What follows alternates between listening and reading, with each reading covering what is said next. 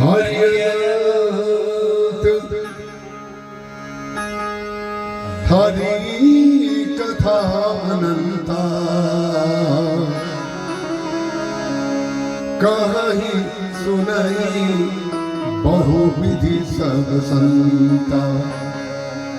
राम अनंत अनंत गुण अमृत कथा विस्तार।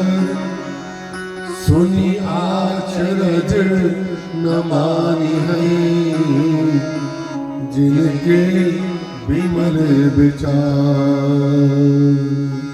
जिनके विमल विचार।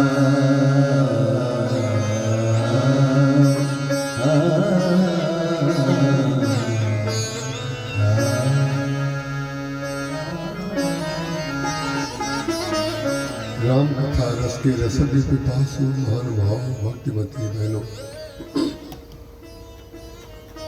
कथा की छठवीं संध्या में जो भक्त कथा सुनने की भावना से पधारे हैं, हम उनके चरणों में प्रणाम करते हैं और आपका सादर अभिनंदन करते हैं।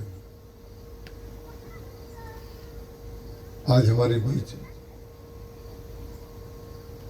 आदरणीय श्री शंकर राज जी शारदा जी विशेष रूप से बड़ौदा से चल करके यहाँ कथा सुनने के लिए आए हैं और यहाँ के वरिष्ठ समादरणीय आदरणीय श्री राठी जी, आपको देखने की हम इच्छा रखते हैं। देखिए, आज हम एक बात कहते हैं, जो बात कथा के मंच से कही जाती है वो व्यक्ति नहीं कहता है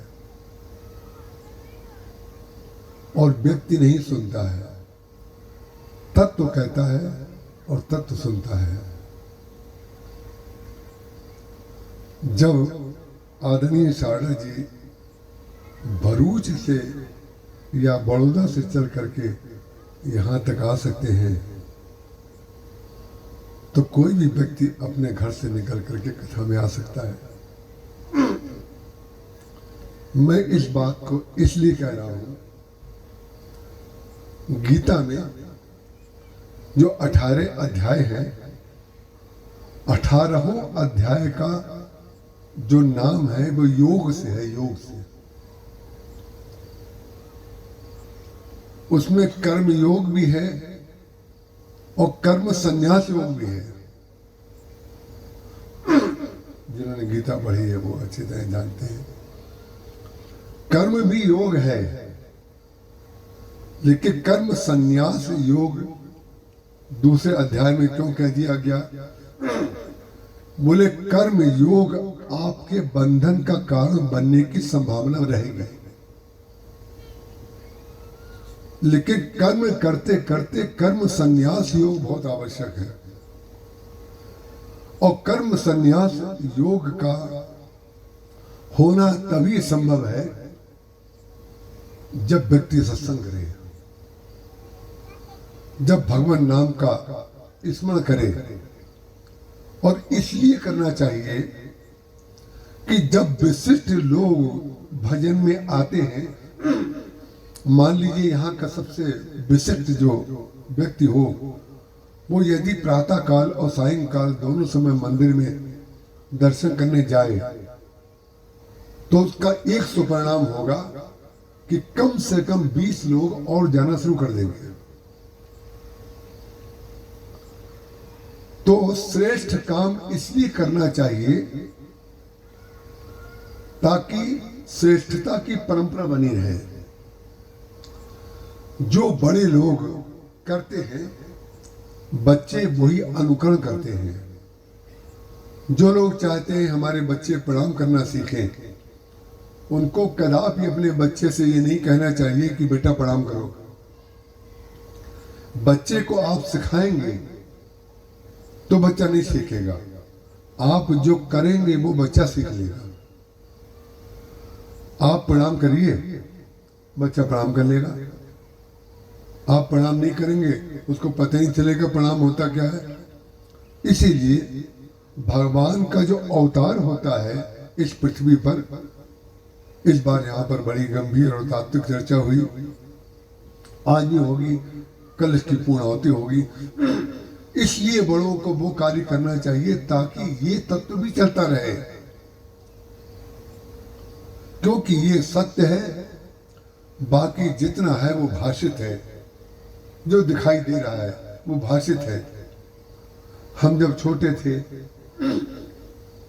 तो हमारे घर में एक कमरा था और एक बरामदा था। तो जब एक कमरा होगा और 7 भाई बहन और एक माता पिता, तो सर्दी के समय वो बहुत बड़ा कंबल जैसा कुछ बांध करके बरामदे में डाल दिया जाता था ताकि अंदर हवा न जाए। अंदर वो 2 तख्त पड़े रहते थे। हमारी माता जी नीचे बिछा के सोती थी, उनके पास जगह ही नहीं थी, तो उसमें सब बच्चे रजाइयाँ ओढ़ करके, एक इतनी बड़ी रजाई थी कि सारे बच्चे उसी में चले जाते थे। हमारे पिताजी जब सारे कार्य से निवृत्त होते थे तो सबकी रजाई उठाते थे और सबको उठाते थे, उठो हे दया में आप ही संसार के आधार हो, आप ही करतार हो और सबके पालन हार हो। ऐसी 2 पद जो है वो बोलते थे और हम लोगों को दोहराना पड़ता था। इच्छा नहीं होती थी दोहराने की, सर्दी लग रही है और वहां वो रात को 9:30 बजे 9 बजे करीब गाते थे पद कि एक लाइन हम गाएंगे, एक लाइन तुम लोग गाओ।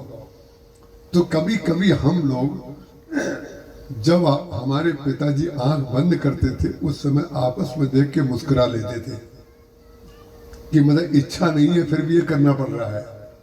मैंने माथा पीटते थे अपना, लेकिन ध्यान रखिएगा वो माथा पीट पीट करके जो भजन किया उस समय लग रहा था कि माथा पीट रहे हैं, लेकिन उस माथा पीटने ने सन्यासी बना दिया। ऐसा मत समझिएगा हम कर्म नहीं करते हैं। हम अभी किससे कह रहे थे, किसी से मैं परसों कह रहा था कि आपकी कंपनी में अगर मुझे काम मिल जाए तो 3-4 को रिटायरमेंट करा दूंगा मैं। ये मत समझिएगा मैं नाराजगी में नहीं कह रहा हूँ, ये आप कहीं गलती से मत समझ लीजिएगा किसी अव्यवस्था के कारण मैं कह रहा हूँ या किसी व्यवस्था के कारण कह रहा हूँ। मैं क्यों कह रहा हूँ, कर्म के कारण बता रहा हूँ। मैंने कहा मुझे चैन ही नहीं पड़ेगा, जो ड्यूटी मेरी होगी उससे कहीं ज्यादा ड्यूटी मैं करूंगा, जो मेरा काम होगा वो भी करूंगा, जो मेरा काम नहीं होगा वो भी मैं करूंगा। तो मैं आपको ये बता दूं, मैंने उससे कहा ये बता दूं कि तुम कहो तो 1 आध दिन में करके दिखा दूं तुम्हें, राहुल लगा करके तुम्हें पूरी फैक्ट्री को बता दूं कहां पर क्या काम और होना चाहिए। उसका कारण क्या, कर्म जो है उससे विरति भगवान ने कर दी और कर्म करा रहे हैं, लेकिन ये मालूम है ये कर्म मिथ्या है। और कर्म मिथ्या कैसे, हम अपने जीवन का सत्य आपके सामने इसलिए बता देते हैं ताकि आपके जीवन में भी कर्म संन्यास आ जाए। कर्म संन्यास नहीं आएगा तो भी आ जाएगा, आप नहीं भी करेंगे कर्म संन्यास तो भी एक दिन कर्म संन्यास तो आ जाएगा, क्योंकि एक दिन तो गाड़ी स्टार्ट होकर जाएगी, एक दिन तो जाएगी निश्चित रूप से, कोई कहीं भी हो, हम हो हमारी भी जाएगी। तो सबसे निकट से निकट आपकी आत्मा की तरह मानने वाला व्यक्ति भी जब आपके प्रतिकूल कार्य करने लगे तो समझ लीजिए अब भगवान की संपूर्ण कृपा हो गई। इसका कारण क्या है, संसार में कहीं पर भी एक धागा भी, आप कहीं जा रहे हो और आप गमछा ओढ़े हुए हो तो गमछे का एक धागा अगर किसी पेड़ में लग जाए तो आपको उस धागे को छुड़ाने के लिए पीछे लौटना पड़ेगा। तो जब धागा छुड़ाएंगे फिर तोड़ेंगे धागे को तब आगे बढ़ पाएंगे। तो जीवन में आसक्ति का एक कारण भी आपकी गति को रोक सकता है। और अनासक्त कौन बनाएगा, जो कर्म कर रहे हैं ऐसा नहीं कि वो आसक्त हैं। हमने कच्चे केले और पक्के केले का भी दृष्टांत दिया है। जो कर्म कर रहे हैं ऐसे ना जाने कितने महापुरुष यहाँ पर भी होंगे। और हम आपको स्पष्ट बता दें, हमने जो संत देखे हैं वो गृहस्थों में संत देखे हैं, गृहस्थों में संत देखे हैं। पैंट शर्ट पहनते हैं, पैजामा कुर्ता पहनते हैं, घर की तरह व्यवहार रखते हैं, बच्चे हैं उनके, नाती हैं, पोते हैं, लेकिन वो वास्तव में संन्यास जीवन व्यतीत कर रहे हैं। ऐसे ना जाने कितने नाम हैं। नाम लेंगे तो आपको लगेगा उसके लिए कह रहे हैं, इसके लिए कह रहे हैं। हम केवल प्रतीकात्मक बात कहते हैं कि संन्यास इस रूप में भी होता है, और संन्यास जो सामने बैठे हैं इन लोगों के जीवन में भी सन्यासी जीवन होता है। तो मैं आज उस सन्यासी की बात करूंगा जो रामचरितमानस का सबसे बड़ा सन्यासी है, जिसके लिए त्रिवेणी ने साक्षात गंगा यमुना सरस्वती ने जब भरत जी महाराज ने अर्थ न धर्म न काम रुचि गति न चाहूं निर्वाण, बोले मुझे अर्थ धर्म काम और मोक्ष भी नहीं चाहिए। जो भरत जी कह रहे हैं अर्थ धर्म काम और मोक्ष चारों हमें नहीं चाहिए, तो अयोध्या की संपत्ति की रक्षा के लिए चौकीदार क्यों रखवा करके आए हैं? जब आपको कुछ नहीं चाहिए तो क्यों रखवा करके आए हैं? यही तो कर्म संन्यास है। बोले अपना मान करके नहीं, अपना मान करके नहीं। संपत्ति सब रघुपति के आई, सारी संपत्ति जो है वो भगवान की है। मेरी होती तो मैं छोड़ करके चला आता। जब भगवान की है तो हम छोड़ने वाले कौन होते हैं? अयोध्या वासियों ने कहा था, जरो सो संपत्ति सकल सुत, जितनी संपत्ति है, जो ऐश्वर्य है अयोध्या का, उसको जला दीजिए। भरत जी महाराज सुन रहे हैं। उन्होंने कहा जिसको जहां राम नहीं रहे, जिसने राम का परित्याग कर दिया और जिसको राम ने छोड़ दिया उसको जला देना चाहिए। सब लोग कह रहे हैं जला दीजिए।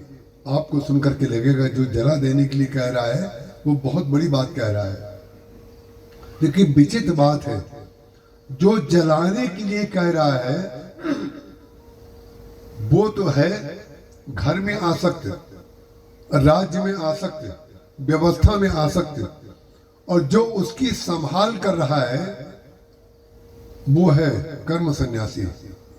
कर्म दिखाई दे रहा है उसके जीवन में, लेकिन विशुद्ध सन्यास जिसके जीवन में संन्यास्त हो चुका है, स्थापित है, वो है भरत जी महाराज। अर्थ न धर्म न काम रुचि गति न चाहो निर्वाण, लेकिन जिसको गति भी नहीं चाहिए उसको भी क्या चाहिए? जहां से मैंने कथा प्रारंभ की थी, अर्थ धर्म काम मोक्ष तो नहीं चाहिए, लेकिन एक वस्तु तो चाहिए। बोले क्या चाहिए? बोले अर्थ न धर्म न काम रुचि गति न चाहो निर्वाण, जन्म जन्म रति राम पद। लोग कहते हैं हमारा मोक्ष हो जाए, हमारा जन्म ना हो। भरत जी महाराज कहते हैं अगर हम ये कहेंगे कि जन्म ना हो, इसका तात्पर्य ये हुआ कि जिन आंखों ने भगवान को देखा है, जिन हाथों ने उनके चरणों की सेवा की है, जिस शरीर ने उनका स्पर्श किया है, उससे अधिक कुछ मिलना बाकी है या इसमें कुछ नहीं है, तभी तो आदमी मोक्ष से आएगा। बोले नहीं, हमने जिन आंखों से अपने भैया राम को देखा है, जिन हाथों से उनकी सेवा की है, और जिनकी सेवा के लिए मैं जा रहा हूं चित्रकूट, उनके लिए वो कहते हैं जन्म जन्म रति राम पद, ये वरदान न आन, और वरदान मुझे कुछ नहीं चाहिए। जब जब मेरा जन्म हो इस पृथ्वी पर, तो भगवान के चरणों में रति मुझे मिलनी चाहिए। तात भरत तुम सब विधि साधु, तात भरत तुम सब विधि साधु, राम चरण अनुराग अगाधु। सब विधि साधु आप तब होंगे, कर्म संन्यास आपके जीवन में तब आएगा जब भगवान के चरणों में प्रेम होगा। उसका कारण क्या है? पत्थर ढोते ढोते न चले जाए, पत्थर ढोते ढोते न चले जाए। ये सांसारिक जितने भी कार्य हैं, जितने भी कार्य हैं, इनका परफेक्शन हमको केवल एक सामाजिक संतोष दे सकता है, लेकिन जिसको सुख, शांति, आनंद, परमानंद, अखंड आनंद, आत्मानंद जो कहते हैं, वो है तात भरत तुम सब विधि साधु। आकाशवाणी हो रही है त्रिवेणी में कि तुम सब विधि से साधु हो। एक एक शब्द को सुनिएगा ध्यान से। तात भरत तुम सब विधि साधु। बोले साधु में सब विधि क्यों लगा दिया? साधु शब्द में अगर ये कहें कि तुम साधु हो, जैसे विभीषण से भगवान ने कहा तुम सारे के संत प्रेम हो रे, धरो देह नहीं आने नहीं हो रे, तो भगवान ने ये थोड़ी कहा कि सब तरह से तुम संत हो। अरे संत होना परिपूर्ण बात है, साधु होना परिपूर्ण बात है। बोले नहीं, आकाशवाणी हुई। आकाशवाणी का तात्पर्य आकाश जो होता है वो हर स्थान को देखता है, हर स्थान को देखता है। आकाश से अतिरिक्त कोई सत्ता है ही नहीं। तो आकाशवाणी हो रही है, तात भरत तुम सब विधि साधु, तुम सब तरह से साधु हो। तो सब तरह से साधु की विशेषता ये है कि तुम गृहस्थ भी हो, तुम वानप्रस्थ भी हो, तुम सन्यासी भी हो, तुम्हारे जीवन में कर्म भी है, तुम्हारे जीवन में कर्म संन्यास भी है, तुम्हारे जीवन में व्यवहार भी है, तुम्हारे जीवन में पत्नी भी है, सब कुछ है। लेकिन सब कुछ होते हुए भी तुम्हारी विशेषता सब कुछ होना नहीं है। सब कुछ होते हुए भी राम चरण अनुराग अगाधु, भगवान राम के चरणों में अगाध प्रेम है। सुखी मीन जे नीर अगाधा, जिमि हरि शरण न एको बाधा। अगाध, राम चरण अनुराग अगाधु, अगाधु की व्याख्या हो रही है। और सब विधि साधु, सब विधु साधु का तात्पर्य कोई पैसा नहीं लेता है। लोग बड़ी जोर शोर से पूजा करना शुरू कर देंगे, वाह वाह कितने बड़े संत हैं, ये पैसा नहीं लेते, ये पैसा नहीं छूते, कोई फोटो नहीं खिंचवाता है। ये ध्यान रखिएगा, ये सब पिंजरे हैं और इन पिंजरों से मुक्त होना मुक्ति है, इन पिंजरों में बंध जाना मुक्ति नहीं है।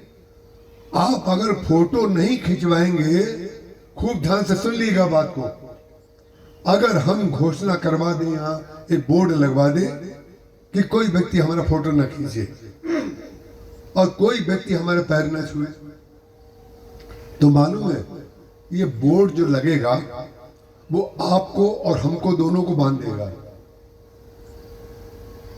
आप भी बंधन में हो गए, हम भी बंधन में हो गए, क्योंकि गलती से किसी ने मोबाइल उठाया फोटो खींचने के लिए, तो बगल वाला तुरंत देखा नहीं, लिखा हुआ है फोटो खींचना मना है, और किसी ने प्रणाम किया, तो हमारा पूरा समय कथा में ना रह करके इसमें रहेगा कि कोई फोटो तो नहीं खींच रहा है, आते समय कोई पैर तो नहीं छू रहा है। ध्यान रखिएगा, ये सारे पिंजरे हैं।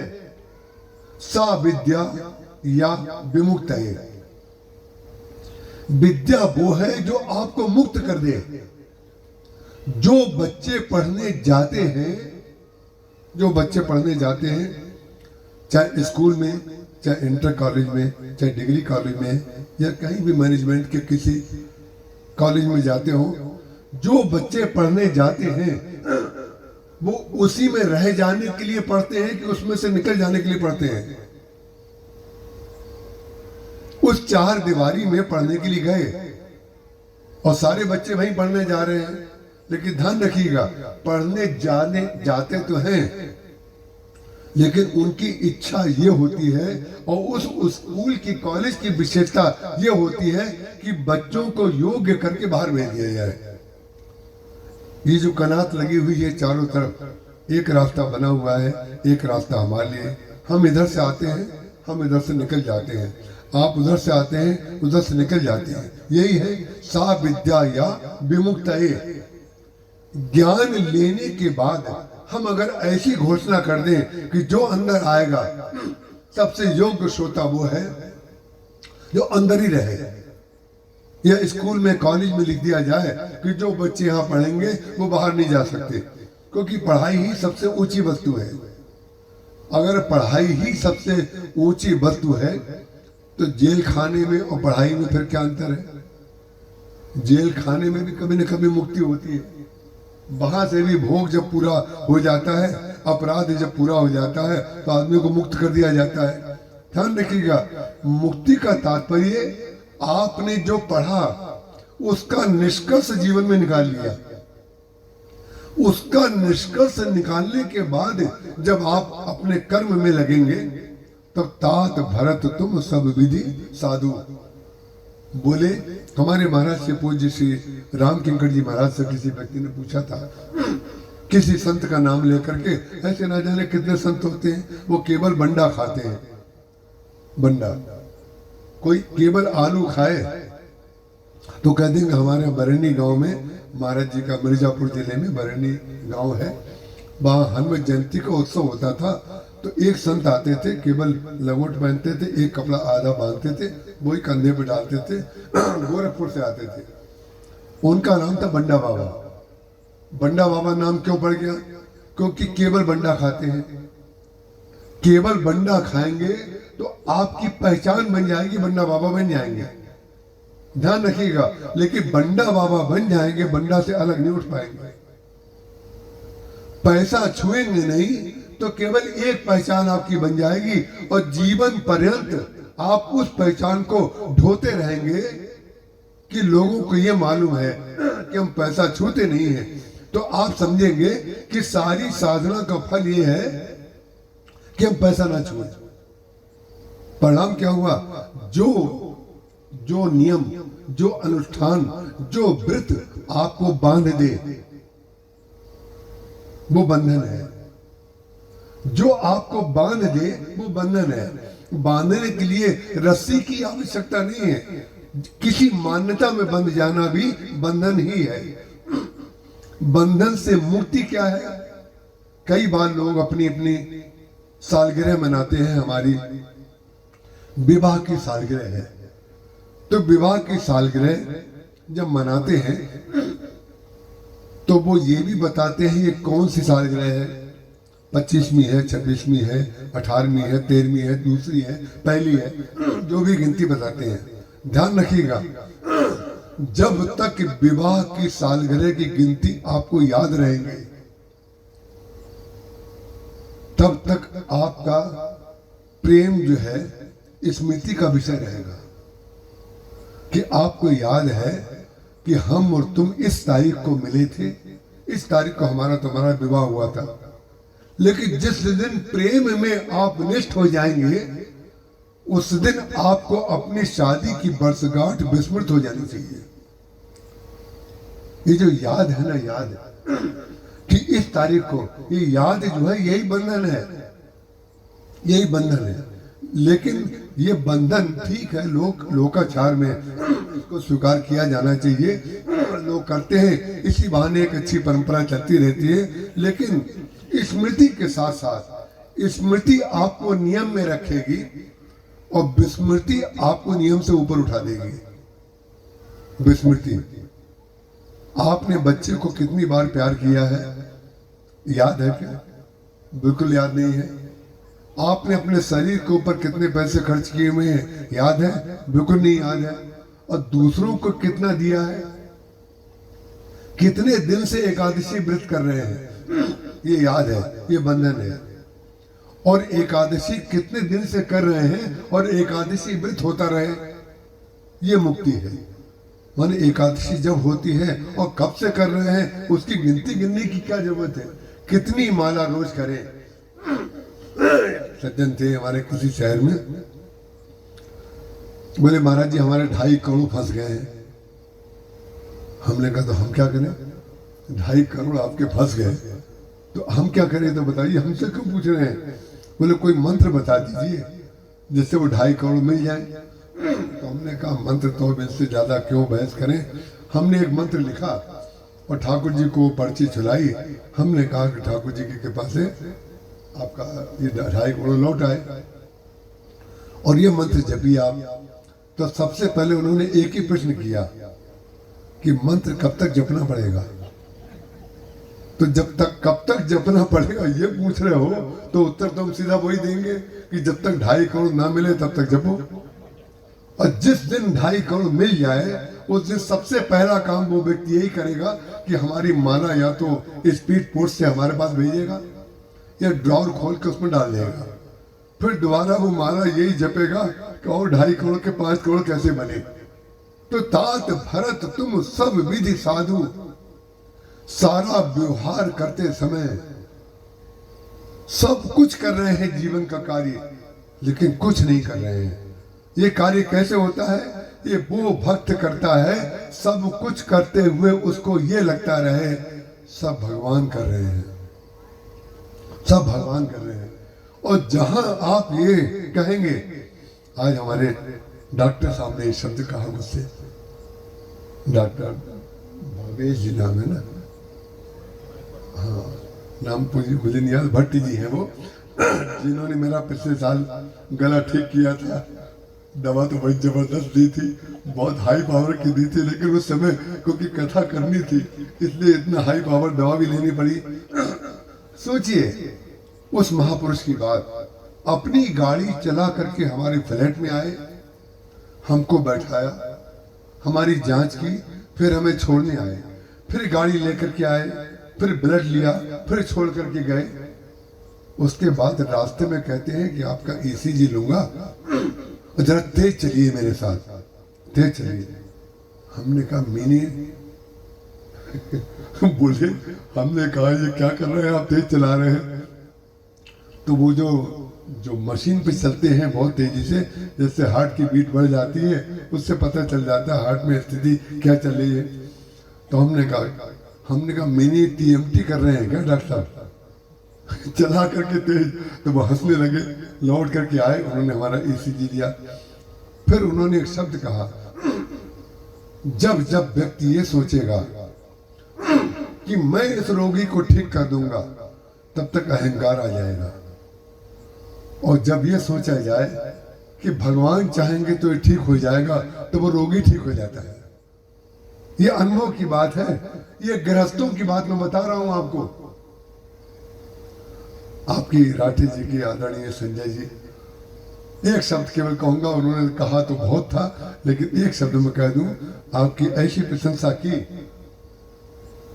मतलब कहने का तात्पर्य देखने में तो लग रहे हैं वो पैंट शर्ट पहने हुए, लेकिन जो व्यक्ति कार्य करते हुए भी निर्लिप्त है, अपने जीवन में अपने ढंग से बिल्कुल एकांत क्षणों में रह रहा है, इसका तात्पर्य क्या है। लेकिन उस रहने के साथ साथ मैं ये जरूर कहना चाहूंगा, वो एकांत जो है, एकांत, वो एकांत आपके जीवन से रस को समाप्त ना कर दे। चाहे हम हो चाहे आप हो, जब तक जीवन में कोई कितना भी एकांतवासी महात्मा हो, लेकिन भगवान का भजन, भगवान का स्मरण ये बना रहना चाहिए, सत्संग बना रहना चाहिए। क्यों? इसका लाभ मालूम है कब पता चलता है? इसका लाभ तब पता चलता है कि जिस दिन इसकी आवश्यकता का अनुभव होता है। अगर भगवान आपको पूरी तरीके से असंग और निर्लिप्त बनाना चाहते होंगे तो आप जिसके लिए सर्वश्रेष्ठ कार्य कर रहे होंगे उसके द्वारा ऐसा व्यवहार करा देंगे कि आपको लगेगा अरे अरे अरे अरे मैंने इसके लिए इतना किया और अंत में जाकर इसने मेरे लिए ये कर दिया। उस दिन आपको सत्संग की याद आएगी, उस दिन सत्संग की याद आएगी। उसका कारण क्या है? सत्संग किया हुआ व्यक्ति जो है किसी से आशा करेगा ही नहीं। आ गए तो आ गए, नहीं आए तो नहीं आए, मिला तो मिल गया, नहीं मिला तो नहीं मिला, इससे कोई उसको अंतर नहीं पड़ेगा। यही है तात भरत तुम सब विधि साधु। अरे भरत क्यों? बोले राम चरण अनुराग अगाधु, सुखी मीन जे नीर अगाधा, जिम हरि शरण न एक बाधा। बोले जो मछलियां हैं उनको जलचर लोग जो होते हैं ना, मछली से बड़े, ध्यान रखिएगा। आप कहीं जाएं संसार में, चाहे मनुष्य हो, चाहे पशु हो, चाहे पक्षी हो, सबको खाने वाला दूसरा पक्षी बना हुआ है या जानवर बना हुआ है। आपने देखा होगा गिलहरी जब पेड़ों पर चलती है या कहीं बैठती है, कबूतर जब कहीं बैठता है या चलता है तो बार बार गर्दन को घुमाता रहता है। बार बार गर्दन को क्यों घुमाता रहता है? बोले कहीं बिल्ली तो नहीं आ रही है। बिल्ली के कारण उसकी गर्दन जो घूमती रहती है इधर उधर, उसका कारण क्या है? जो छोटा है उससे बड़ा जो है उसको खाने के लिए बैठा हुआ है। ये संसार की रीति है, इसको मानना पड़ेगा आपको, और सबको अनुभव इसका हो गया होगा, नहीं तो हो जाएगा। जो छोटा है उससे बड़ा उसको निगलना चाहता है, चाहे सांप हो, चाहे कुत्ता हो, चाहे कोई हो, कोई जानवर, कोई व्यक्ति, कोई पशु, कोई पक्षी, कोई कीड़ा, कोई मकोड़ा, ऐसा नहीं है।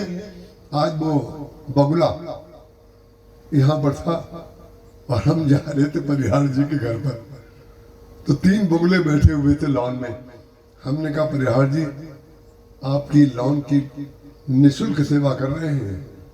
निःशुल्क सेवा कैसे कर रहे हैं? बोले लग रहा है सेवा कर रहे हैं, लेकिन किसी का प्राण ले रहे हैं। कीड़े मकोड़े जो अंदर बैठे हुए हैं उनकी चोंच ऐसी बनाई गई है ईश्वर ने। आज हमने इनको एक फूल तोड़ के दिखाया। हमारे जहां हम ठहरे हुए उसके बाहरी कोने में लाल रंग का एक पेड़ है, पता नहीं किस का पेड़ है वो। हमने कहा फूल तोड़ के दो, फूल तोड़ करके उन्होंने दिया। हमने कहा इसमें कितना वजन है ये बता सकते हो? कोई वजन नहीं, जिसको वेटलेस कहते हैं। बिल्कुल आप सोना तोलने वाली तराजू पर भी हम आपको गारंटी करते हैं। हमारे पास तो नहीं है वो मशीन, लेकिन किसी के यहाँ अगर हो तो जाकर के वो वाला फूल उस मशीन पर रख दीजिए, उस मशीन पर रख दीजिए। सोना तोलने वाली मशीन भी उसका कोई वजन नहीं बता पाएगी। कोई वजन नहीं है, लेकिन रूप है, सुंदरता है, सुगंध है, छवि है, दिव्यता है। उसका कारण क्या है? जिसके पास कर्म है लेकिन कर्माभिमान नहीं है, बिल्कुल कर्माभिमान नहीं है। देह विशाल परम हरुआई, हनुमान जी महाराज। मंदिर ते मंदिर चढ़ी धाई, जरई नगर भा लोग बिहाला, झपट लपट भा कोटि कराला। तो जो भी बगुला है या जो भी है, मछली, आप कहते हैं एक तालाब को मछली गंदा करती है, हम कहते हैं मछली तालाब को गंदा नहीं करती, तालाब को साफ करती है।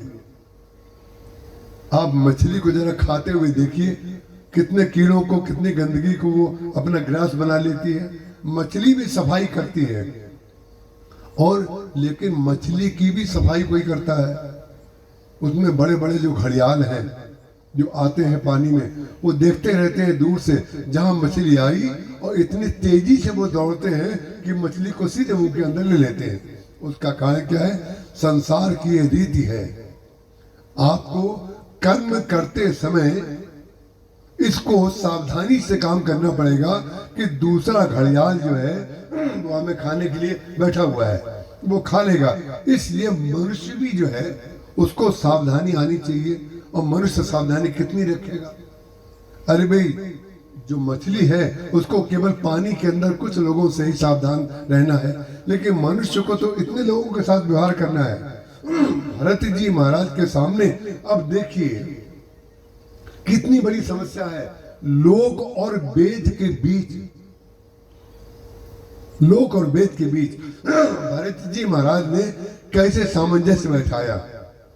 उनकी माता कहती हैं कि लोक और वेद की रीति है, जय पितु देई सो पावे टीका। और लोक और वेद कहता है जिसको पिताजी राज्य दें, उसका तिलक करें, उसको स्वीकार करना चाहिए। लोक वेद सम्मत सबही का, स्पष्ट कह देती है माता कौशल्या कि लोक वेद सम्मत सबही का, जय पितु देई सो पावैती का। भगवान राम जब वनवास हो गया उसके बाद कौशल्या जी सभा में सबके सामने भरत जी को कह रही हैं तुमको राज्य स्वीकार करना चाहिए। मंत्रीगण भी कह रहे हैं कि आपको राज्य स्वीकार करना चाहिए। गुरु वशिष्ठ भी कह रहे हैं आपको राज्य स्वीकार करना चाहिए। अनुचित उचित विचार तजी, वशिष्ठ जी कह रहे हैं अनुचित उचित विचार तजी, जे पालई पितु बहन, ते भाजन सुख सुजस के बसई अमरपुर ऐन। बोले अनुचित और उचित का विचार छोड़ करके जो लोग कार्य करते हैं या माता पिता की आज्ञा मानते हैं, वो लोग जो है उनका परमार्थ भी बहुत अच्छा बनता है, स्वार्थ भी बहुत अच्छा बनता है। लेकिन अनुचित उचित विचार जो है, उचित का विचार कैसे छोड़ दिया जाए?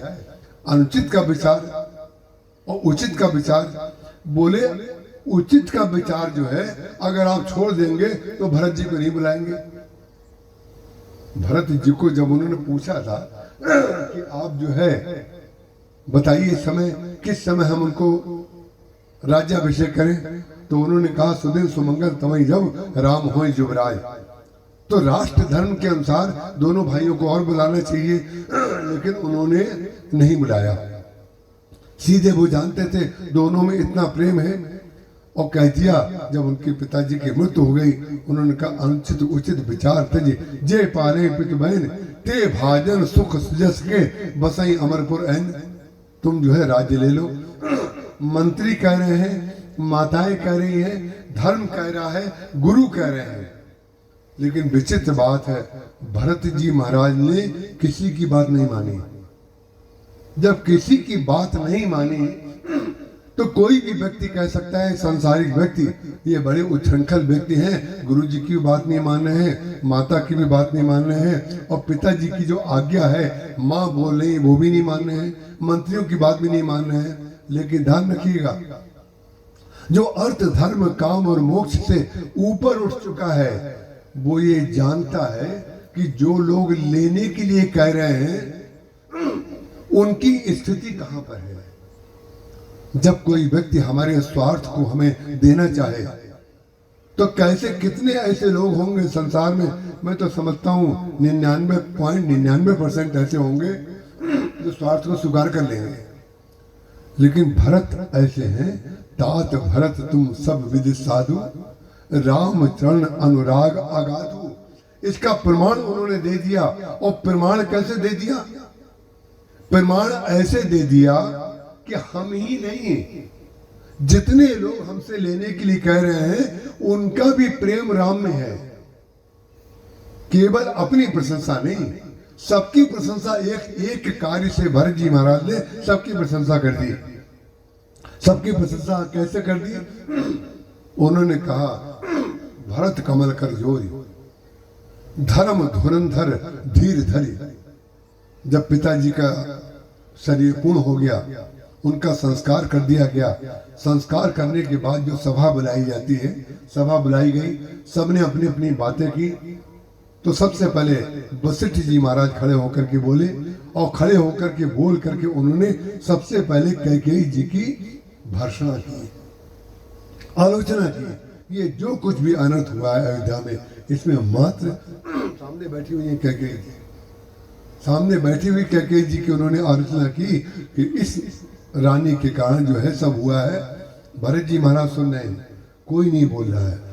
इसलिए नहीं बोल रहे हैं कि गुरु वशिष्ठ बोल रहे हैं, धर्म के पुरोधा बोल रहे हैं, कुल पूज्य हैं हमारे, वो बोल रहे हैं, तो जो बोल रहे हैं उसको सुनना चाहिए। कैकेयी जी भी कुछ नहीं बोली। सब कुछ हो जाने के बाद अंत में जाकर के भरत जी महाराज को खड़ा किया गया। भरत जी महाराज खड़े हुए, भरत कमल कर जोरी, देखिए जो मैं आपसे कह रहा था, वाणी की विनम्रता जो है वो श्रुति बन जाती है। भरत कमल कर जोरी, धर्म धुरंधर धीर धरी। धर्म के धुरंधर है, वचन अमी जन बोरी। वचन को अमृत में घोल करके बोर करके बोल रहे हैं ताकि लोग खा सके। जलेबी को सीरे में डाल करके खिलाएंगे तो मिठास देगी, और सीरे में नहीं अगर डुबोएंगे तो नाम उसका जलेबी होगा, लेकिन वो खाते नहीं बनेगी। इसीलिए वाणी में जब तक भगवान की कृपा और भगवान की भक्ति को डुबा करके नहीं बोला जाएगा तब तक वो ग्राह्य नहीं होगी किसी को। वचन अमी जनी बोल और देत उचित उत्तर सबही। उचित शब्द लिख दिया गोस्वामी जी ने। बोले गुरु वशिष्ठ जी कह रहे हैं अनुचित उचित विचार तजी। बोले अनुचित उचित का विचार करो ही मत। लेकिन भरत जी ने ये नहीं कहा कि महाराज उचित का विचार कैसे ना करें, अनुचित का विचार कैसे ना करें, लेकिन एक लाइन में गोस्वामी जी ने भरत जी की ओर से लिख दिया, देत उचित उत्तर सबही। उचित उत्तर उन्होंने क्या दिया? बोले प्रातः काल सुनि निर्णय उनके। कल प्रातः काल मेरी इच्छा है मैं श्री राम के दर्शन करने चित्रकूट चलूंगा। जो ही उन्होंने चित्रकूट चलने के लिए कहा उसी समय प्रातः काल सुनि निर्णय उनके, भरत प्राण प्रिय भे सबही के। सब लोगों के भरत प्राण प्रिय हो गए। अब आप तो सब सुशिक्षित लोग हैं, एक बार में समझ जाएंगे कि भरत जी सबके प्राण प्रिय क्यों हो गए। क्योंकि सबके प्राण प्रिय राम थे। सबके प्राण प्रिय राम थे, तो राम सबके प्राण प्रिय हैं। इस बात को जानना और राज्य स्वीकार ना करना, यही है कर्म संन्यास। ये जानना कि लोग जो हमें दे रहे हैं वो बाध्यता से दे रहे हैं कि प्रेम से दे रहे हैं। हमारे डॉक्टर साहब हैं एक बहुत ही प्रिय। एक बार बहुत हमारे, जब मैं महाराज जी के पास सेवा में आया था, मुझसे 1 साल सीनियर है वो। उनका बहुत बड़ा अस्पताल है, उन्होंने महाराज जी के नाम से अस्पताल बनाया है। तो उन्होंने एक बार मेरे कथा के बाद वो मेरे कमरे में आते हैं और हम लोग भोजन साथ ही साथ करते हैं। अभी तक परंपरा प्रभु कृपा से ऐसी रही है। उन्होंने कहा आज आपसे हम थोड़ा विनोद की बात करते हैं। हमने कहा बताइए।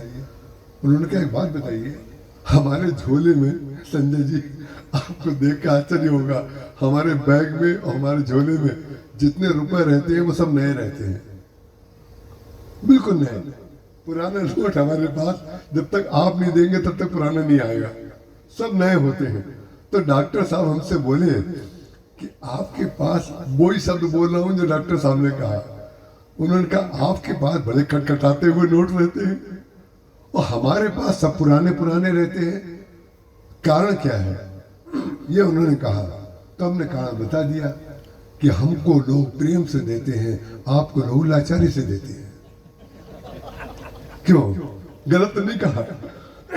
हमको लोग प्रेम से देते हैं। ध्यान रखिएगा, हमें जो भी व्यक्ति देगा उसमें चाहे वो रुमाल दे अपने घर का, चाहे वो एक पुस्तक दे, पुस्तक को भी कब्र में रख करके देगा, इतने सम्मान के साथ। ये सम्मान किसका है? आज डॉक्टर साहब जब मुझे लेने आए तो मैंने अपने साथी से कहा गाड़ी में बैठे बैठे, इसलिए मैं बता देता हूं आपको ये ना लगे इनको अभिमान हो गया है कि डॉक्टर साहब इनको लेने आते हैं। मैंने ये कहा ये है राम नाम की महिमा, ये है राम कथा की महिमा कि हम जैसे 2 कौड़ी के आदमी के लिए भी डॉक्टर साहब गाड़ी चला करके आए हैं। हरि अनंत हरि कथा अनंता, कहीं सुने बहुविध सब संता। उसका कारण क्या है? आज मैंने इसलिए राठी जी के सामने ये कहा कि मैं आपको नहीं आते तो भी मैं साधु ही मानता हूँ। इसलिए साधु मानता हूँ कि मैंने आपके बारे में सुना कि जो सर्वथा असंग है, बिल्कुल उन्हें किसी बाह्य प्रपंच की आवश्यकता ही नहीं है। आपकी इतनी जब प्रशंसा मैंने सुनी तो मेरी पहले तो मेरी धारणा ये थी कि संभवतः शायद आपको सत्संग में रुचि ना हो या कथा वथा में रुचि ना हो, लेकिन संजय जी ने हमारा दृष्टिकोण बदल दिया। माने हमारी दृष्टि का अनावरण संजय जी ने कर दिया। बोले आप, हालांकि मैंने उनसे ये नहीं कहा कि मैं ये समझता हूँ, मैंने तो ये कहा राठी साहब दिखाई नहीं दिए, सब ठीक तो है ना, तबीयत तो ठीक है? बोले है, लेकिन अभी बाहर गए हुए हैं एक दिन के लिए। तो फिर उन्होंने बड़ी प्रशंसा के शब्द कहे, और मैं आपके लिए नहीं, मैं तो स्पष्ट बता दूं, मुझे जीवन में जितने गृहस्थों में संत मिले हैं उतने संतों में संत नहीं मिले हैं। उसका कारण क्या है? तात भरत तुम सब विधि साधु का तात्पर्य क्या है? आप लोग अपनी सीमाओं में रह करके अपने छोटे और बड़े की भावना का ध्यान रखते हुए, एक लिमिट है आपके जीवन की व्यवस्था की, जो भी आपकी व्यवस्था है जिस तरह की, उसमें आप भजन करते हैं। और हम लोग स्वतंत्र रह करके भजन करते हैं। क्यों? हमारी समस्या कुछ है ही नहीं, आपकी अनेक समस्याएं हैं। हम तो अपने साथ जितनी बात कहते हैं सब सिद्ध है, अपने साथ वालों से कहते हैं हम तो लंगर में खाने के लिए किसी दिन भी तैयार हैं। संसार हमको कितना दंडित करेगा, हमको लोग कितना दंडित करेंगे, कहां कहां ले जाएंगे। ध्यान रखें, जब तक गंगा जी में जल रहेगा तब तक हम प्यासे नहीं मरेंगे, और जब तक स्वर्गाश्रम तट में भोजन संतों को मिलता रहेगा तब तक हम भूखे नहीं मरेंगे। उसका कारण क्या है? जो भगवान का भजन कर रहा है, आपका भजन हमारे भजन से ऊंचा मालूम है क्यों है? हम अकेले रहते हैं, चाहे जिस समय सो के उठे, चाहे जिस समय जगे, चाहे जिस समय जो करें, कभी लेट जाएं, कभी खाएं, कभी ना खाएं, कभी कुछ भी खाएं, सब स्वतंत्र हैं। लेकिन आप लोग स्वतंत्र नहीं हैं, आपको अपने बच्चों के लिए बनाना पड़ता है। जो बच्चों को पसंद हो वो आप खाएंगे, जो पत्नी को या पति को पसंद हो वो आप लोग खाएंगे। तो बंधन में रह करके जो व्यक्ति भजन में रहता है, भगवान में रहता है, उसका भजन कस जाता है, उसका जीवन कस जाता है। लोग समझते हैं कि हमारी वेश में जो लोग हैं ये संत हैं, वो आपकी महानता है। मैंने कहा अपने साथियों से, देखो ये राम कथा की महिमा है, ये राम नाम की महिमा है, और मेरे गुरुदेव के नाम की महिमा है कि जिस व्यक्ति को एक गोली देने कोई नहीं आ सकता, जिसको पानी भी देने वाला कोई संसार में अधिकृत रूप से नहीं है, कोई अधिकृत नहीं है मेरा कि व्यक्ति मेरा अधिकृत है, हम इसको मोहर बंद करके कह दे ये हमारा करेगा। लेकिन उसकी देख रेख ईश्वर कर रहा है। उसको ऐसी जगह पहुंचा दिया जिसको डॉक्टर घर पर लेने आ रहा है। सोचिए ये क्या है? आपको विश्वास दिलाने के लिए मैं ये बातें सुनाता हूं। निर्मल के बलराम, जिसका कोई नहीं होता है उसका ईश्वर होता है। एक बार आप भगवान पर आश्रित होकर के तो देखिए। और गोस्वामी तुलसीदास जी महाराज ने कहा है, ये मैं अकेले नहीं कह रहा हूं, वो बड़ा भजन करते थे। तो उन्होंने कहा भजन क्यों करते हो? लोगों ने पूछा, आप जो करेंगे लोग आपसे पूछेंगे ये क्यों करते हो? तो उन्होंने ये नहीं कहा कि मुझे परमार्थ चाहिए या क्या चाहिए। बोले भजन करने का एक परिणाम स्पष्ट मैंने सुना है। बोले क्या? रोटी लूगा नीको राख है। वाह, ये है महाराज संत लोग, सहज रूप से बोल देने वाले लोग। जो बोल दिया गया, जो कह दिया गया, वही तो सहजता है।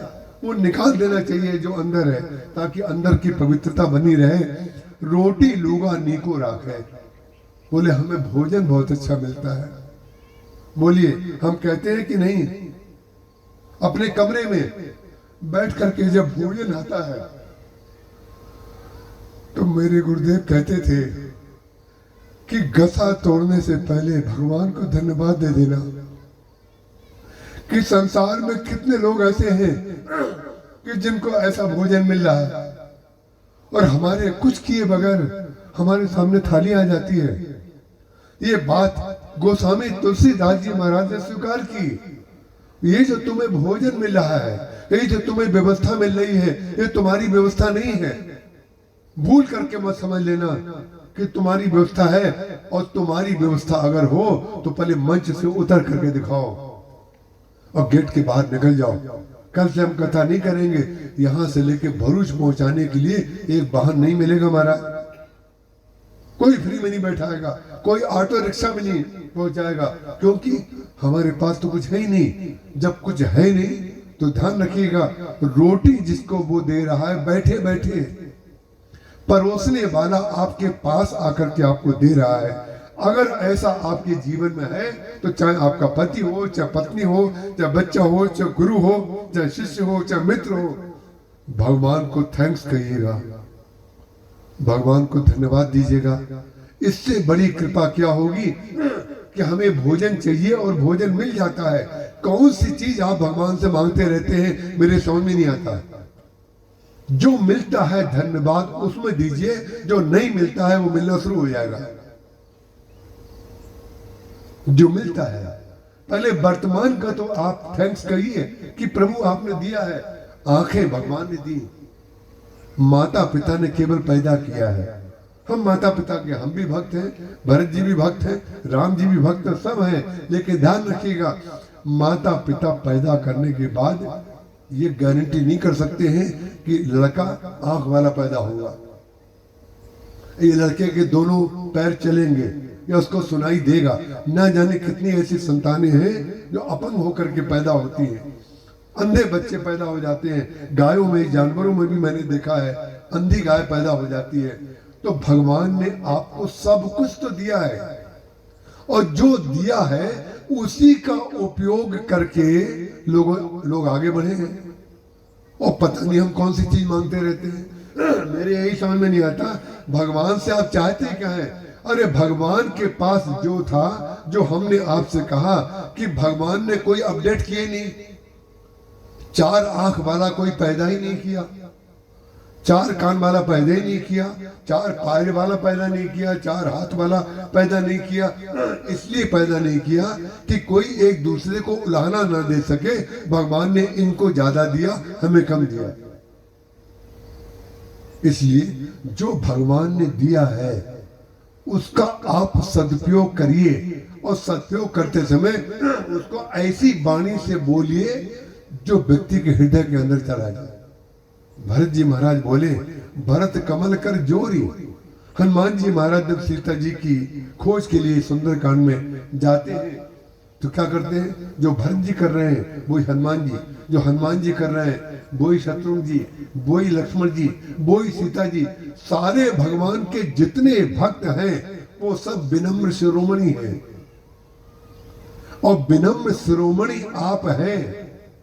आपका कर्म संन्यास हो चुका है और आप कर्म में पारंगत हैं। उसकी सबसे बड़ी विशेषता यह होनी चाहिए कि आपकी वाणी विनम्र होनी चाहिए। जिस व्यक्ति की वाणी विनम्र होती है उसको देख करके लोग गाड़ी रोक करके हाथ मिला लेते हैं, एक बार उसके बाद आगे बढ़ते हैं। तो जिसकी वाणी विनम्र नहीं होती है उसको देखने के बाद भी टेढ़े होकर निकल जाते हैं। वो समझते हैं हमने देखा ही नहीं, हमने तो देख लिया। लेकिन आपने हमें देखने योग्य नहीं समझा। हमने तो देख लिया कि आपने हमें देखा, और आपने हमें देखने योग्य भी नहीं समझा। तो आपने अपना परिचय दिया है, हमारा परिचय नहीं दिया है। ये बिल्कुल स्पष्ट है। कोई व्यक्ति अगर किसी की आलोचना कर रहा है तो वो अपने खानदान का परिचय दे रहा है। हमारा खानदान तो वो जानते नहीं है, उसे तो कुछ पता ही नहीं है। इसीलिए बहुत आवश्यक है कि वाणी की जो मधुरता है वो आपके जीवन को कहां से कहां पहुंचा सकती है। अच्छी से अच्छी वाणी बोल करके किसी ने बुरा भी किया है, कोई बात नहीं, जैसा आपने उचित समझा वैसा किया। प्रभु हमारे जब चाहेंगे तो हमें वो वस्तु मिल जाएगी, ये हमें वो स्थान प्राप्त हो जाएगा जहां आपने बोला। तो आपको पनिश करने वाला व्यक्ति या आपको ना चाहने वाला व्यक्ति एक बार खाट पे जाकर सोचेगा कि ऐसा तो नहीं है कि भगवान उसको देना चाहते थे, हमने रोक लगा दी हो। इसलिए जो भक्त होता है भगवान का, भरत कमल कर जोरी, धर्म धुरंधर धी धरी, वचन अमी जन बोरी, देत उचित उत्तर समय, भरत प्राण प्रिय भे सब ही के। और भरत प्राण प्रिय भे सब ही के, सबके प्राण भरत भगवान राम है, ये पता कैसे चलेगा? ये तो हमारी व्याख्या है, भरत प्राण प्रिय भे सब ही के। तो कोई व्यक्ति अगर श्रोता कल आकर के पर्ची देकर के हमसे कह दे कि आपने जो ये कहा था कि सबके प्राण भगवान राम है, इसलिए उनको लगा कि भरत जी सबसे अधिक हमें प्राण प्रिय हो गए, इसको सिद्ध करिए। इसको सिद्ध करने वाला कौन है? जो अभी राज्य लेने के लिए कह रहा है, वो भी ये नहीं चाहता है कि भरत जी राज्य ले लें। उसका कारण क्या है?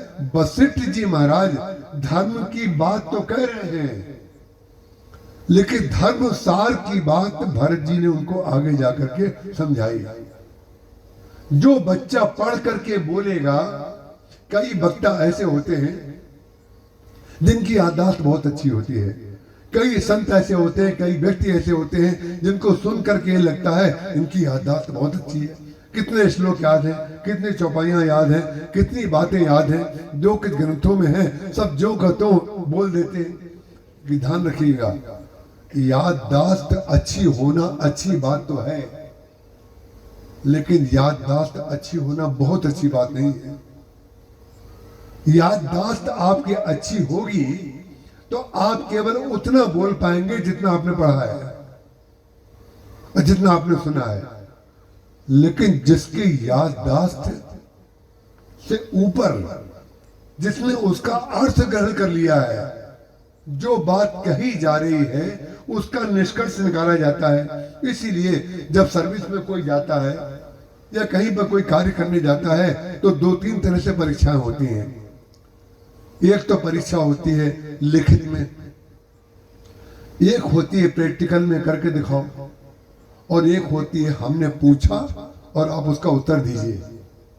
इसका कारण क्या है कि जब आपको किसी बड़े प्रशासन में रहना है, केवल करके दिखाओ वाले में तो चलो भाई ये काम है, इतने पैकेट रोज बांधने हैं, उसमें बोलने में भाषा की कोई जरूरत नहीं है, अपना बोरियां बांधते रहो, किनारे करते रहो, बस अपना काम करो।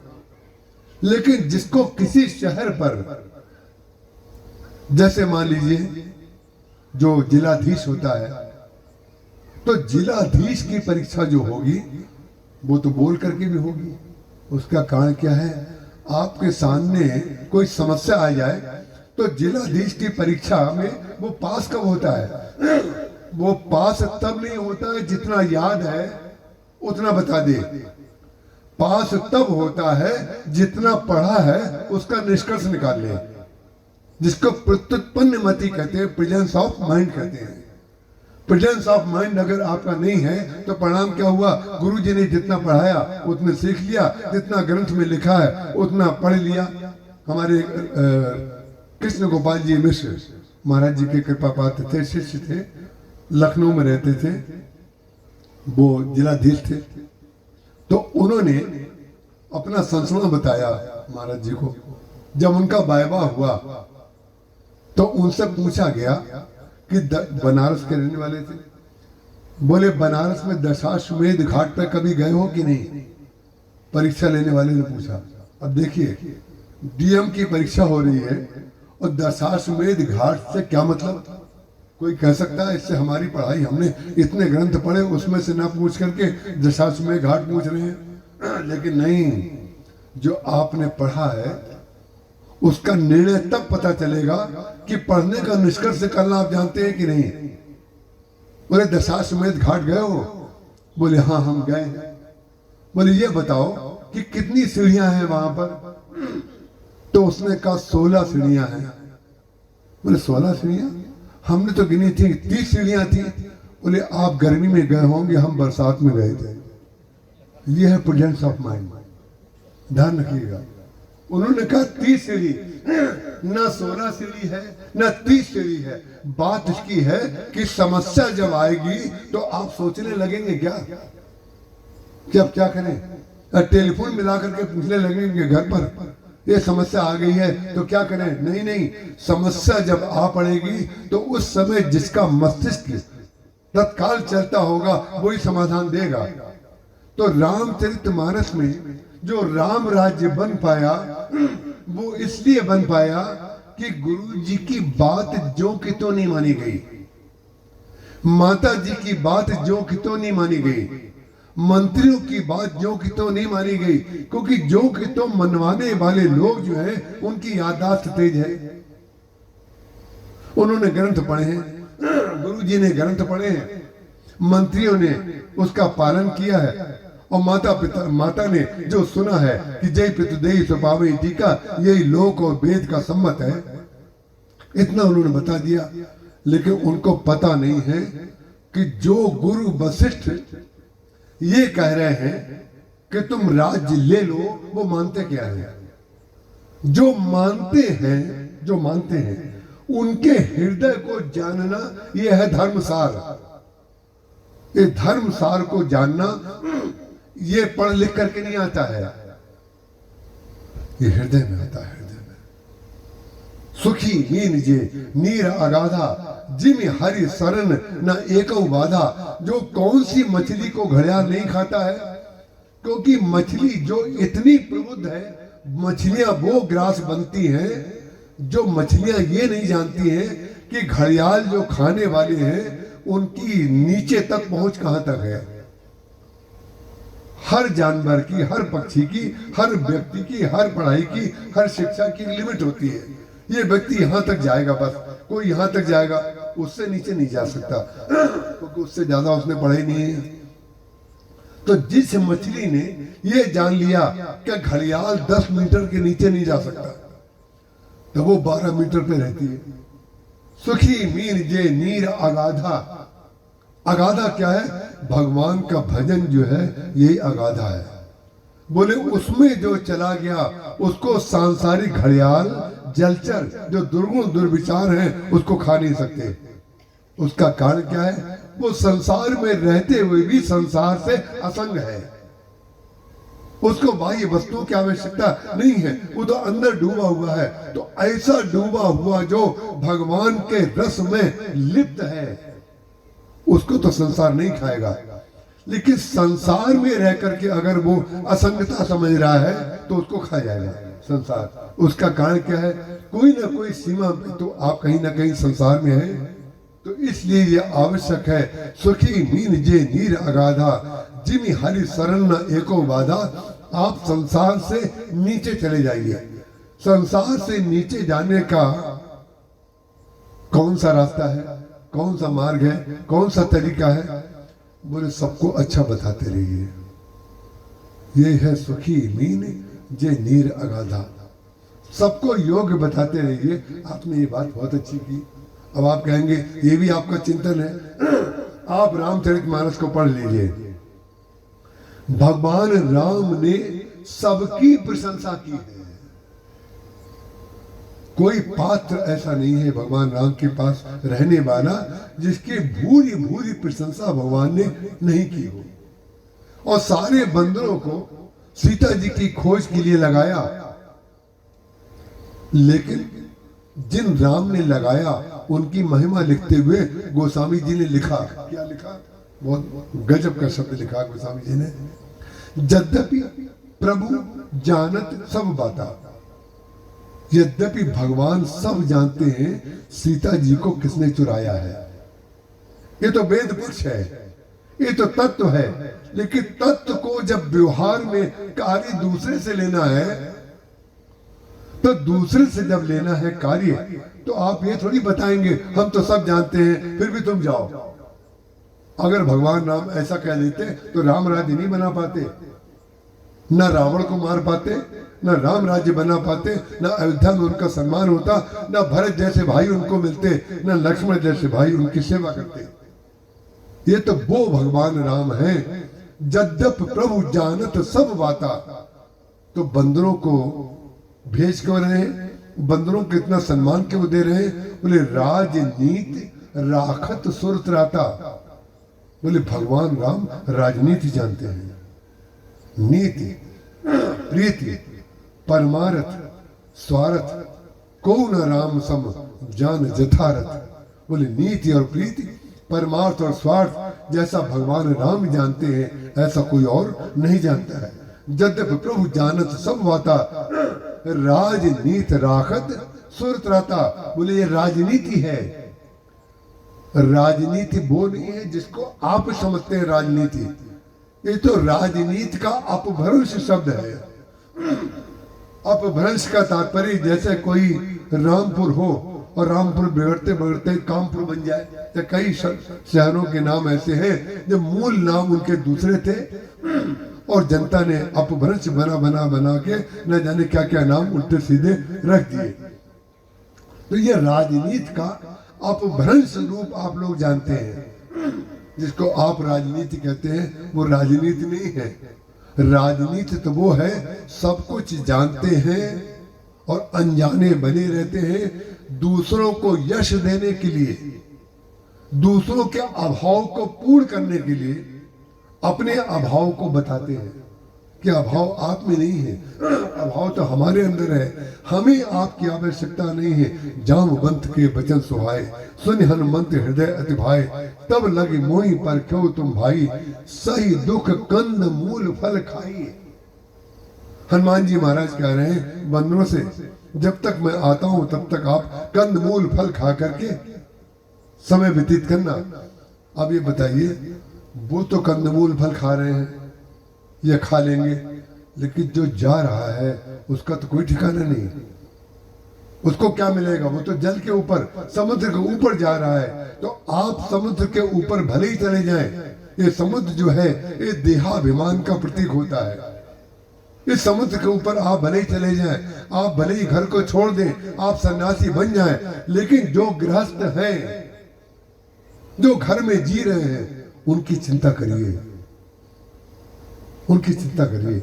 उनकी चिंता करते हुए हनुमान जी महाराज जो शरीर से ऊपर उठा हुआ है वो शरीरधारियों की चिंता कर रहा है। सही दुख कंद मूल फल खाई, जब लगी आवो सीते देखी, होई काज मुई हर्ष विषेकी। अस्कई नाई, हनुमान जी महाराज ने सबके चरणों में प्रणाम किया। अस्कई नाई समन कई माथा, सबके चरणों में प्रणाम करके हनुमान जी महाराज चले। ये विनम्रता है कि नहीं? जो बंदर कुछ नहीं कर पा रहे हैं, हनुमान जी अकेले जा रहे हैं, और जो सब कुछ करना जानता है वो कुछ ना करने वाले के चरणों में प्रणाम कर रहा है। ये है राम राज, ये है रामचरित मानस। ये बड़ा लंबा रास्ता है, बड़ा गहरा रास्ता है, बड़ा अनंत रास्ता है, लेकिन इस अनंत को जिसने पा लिया वो ब्रह्मानंद, पूर्णानंद, आत्मानंद में असंग होकर के जीवन में रहता है, और कभी भी उसके जीवन में विक्षेप नहीं आता है। विक्षेप कोई देगा उसको भगवान का प्रसाद मान करके वो ग्रहण कर लेगा। विक्षेप आएगा कहां से?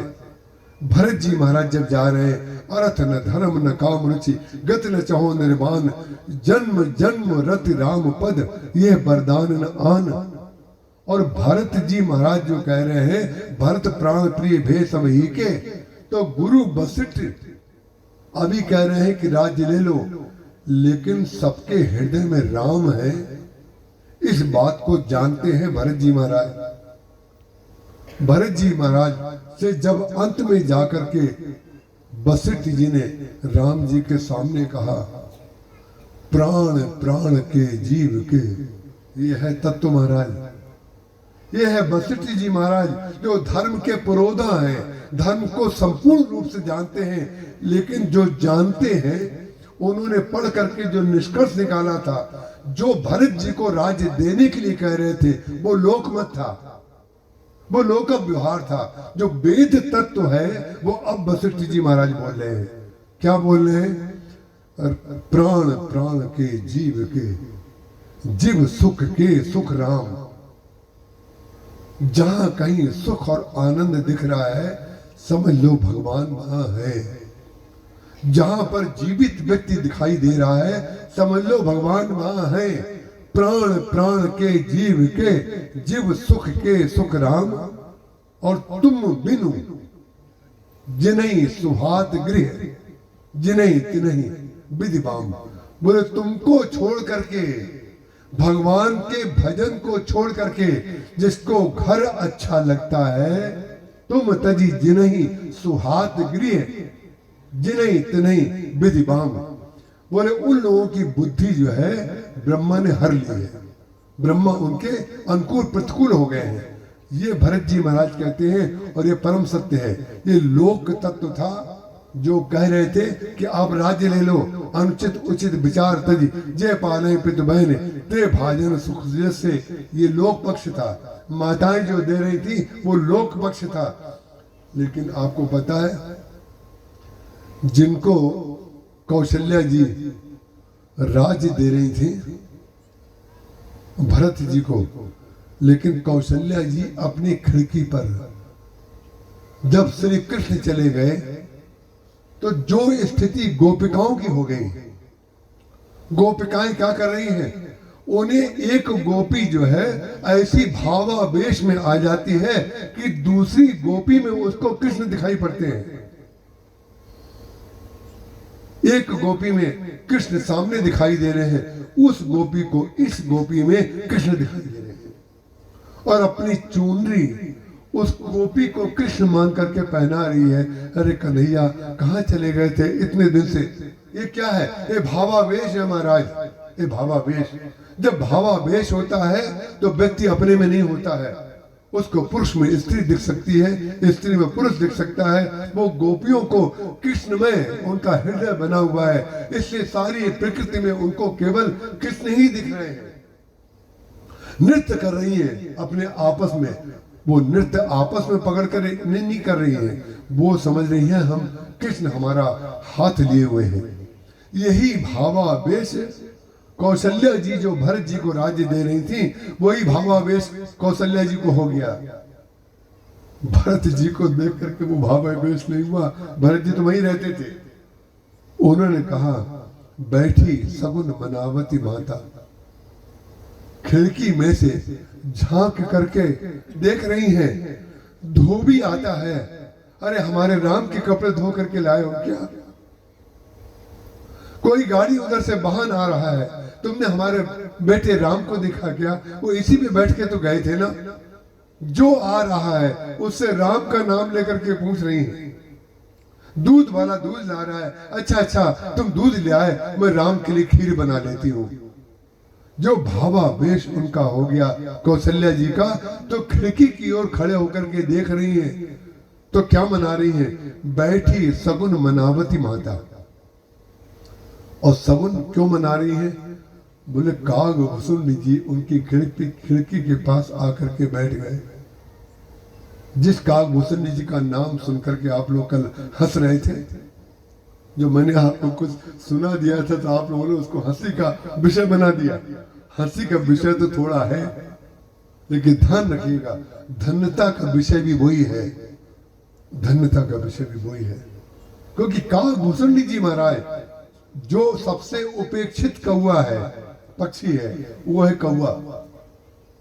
काग भूषण जी महाराज जो है जब लोमश जी के पास से चले, जब लोमश जी ने शाप दे दिया उनको, सट सपक्ष पक्षी चंडाला, जाओ तुम बड़े पक्षपात रखते हो भक्ति के प्रति, तुम्हारा पक्षपात है, जाओ चांडाल पक्षी बन जाओ। चांडाल पक्षी जब बना दिया लोमश जी ने, वो थे ज्ञानी, ये थे भक्त, लेकिन बड़े प्रेम से उड़ते हुए चले गए। जब प्रेम से उड़ते हुए गए तो ज्ञानी जी ने कहा, क्योंकि ये कह रहे थे हमें राम मंत्र दे दीजिए, राम जी की भक्ति दे दीजिए, राम जी के पास हम पहुंचे कैसे ये बता दीजिए। और ये थे ज्ञानी जी। एक वेद था और एक लोक था। वो भक्ति की बात पूछ रहे थे, ये वेद की बात बता रहे थे। अरे भाई हम भी ब्रह्म हैं, तुम भी ब्रह्म हो। अरे भाई आम की गुठली में जो आम होता है उसमें खाया क्या जाता है? खाया तो गूदा जाता है, उसका रस खाया जाता है। गुठली कौन खाता है? गुठली में आम है, ये तो वेद तत्व है, लेकिन खाया गूदा जाएगा, ये लोक तत्व है। यही है लोक वेद मुद मंजुल कूला। बोले ये जानते हुए भी कि गुठली में आम है, लेकिन गुठली बोने के काम आती है, वो आम का गूदा खाने के काम आता है। तो काग भुसंडी जी महाराज भगवान की भक्ति के संदर्भ में पूछ रहे थे, कृपा करके आप मुझे राम की भक्ति बता दीजिए, राम का मंत्र दे दीजिए, मैं उसका जप करूंगा, उनके चरणों में प्रेम हो जाएगा, और मैं उनके पास तक कैसे पहुंचूं। जब उन्होंने ज्ञान का उपदेश दिया कि ज्ञानी बनो ना, अरे राम में और हम में तुम में क्या अंतर है, सबके अंदर राम ही तो है।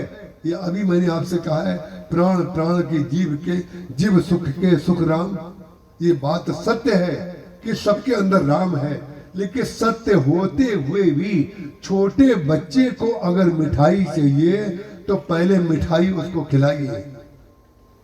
आज हम सो रहे थे, आज हम 10-15 मिनट सोए हैं केवल, क्योंकि आज बहुत व्यस्त दिन था। तो मैं जहां मेरी नींद लगी 3:10 पर एक बच्चे ने घंटी बजाई। तो बच्चा तो बच्चा है भाई, अब करो प्रेम, बच्चे से प्रेम करोगे तो तुम्हें सोने नहीं देगी। ध्यान रखना कि बच्चे से प्रेम करने का खामियाजा, लेकिन उसका रस लिया हमने, उसने कितना प्रेम हमारे प्रति दिखाया। ये महाराज ध्यान रखिएगा, बहुत बड़ी बात उसने आके कही।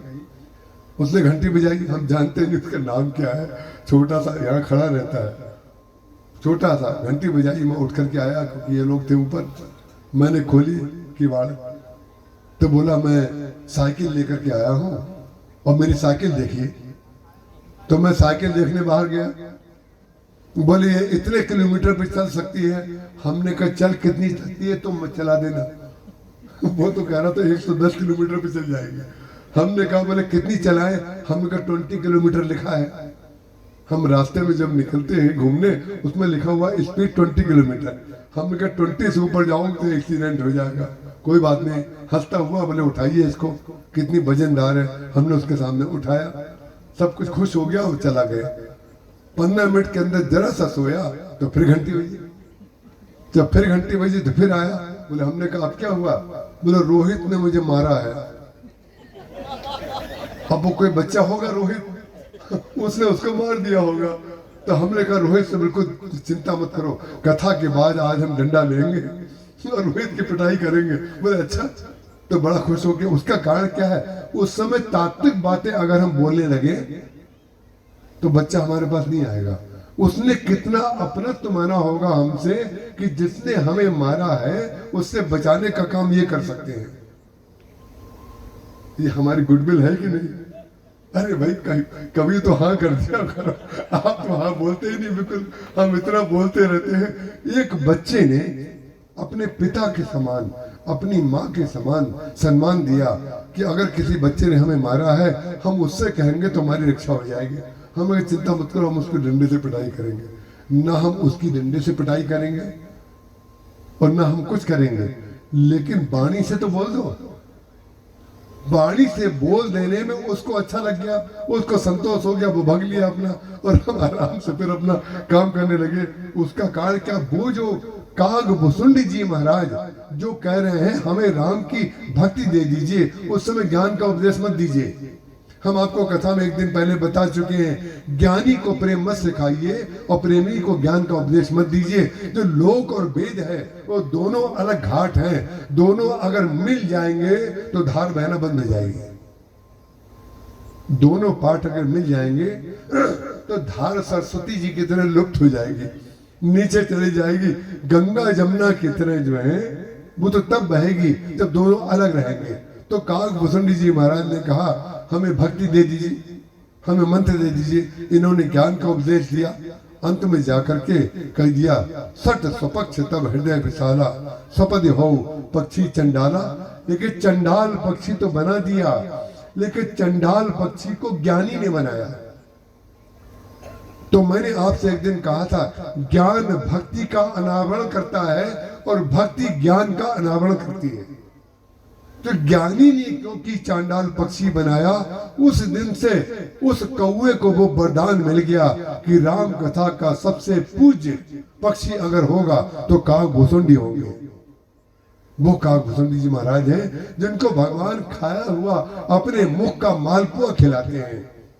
जिसको अपनी जूठन दी जाती है वो तो आपके प्राण के समान होता है महाराज, और जो आपकी जूठन लेता है वो आपको प्राणों के समान मानता है।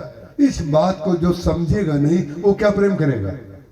जो जूठन ले रहा है, काल भुसुंडी जी मानव जूठन गिरई अजर में सोई उठाए मैं खाऊं।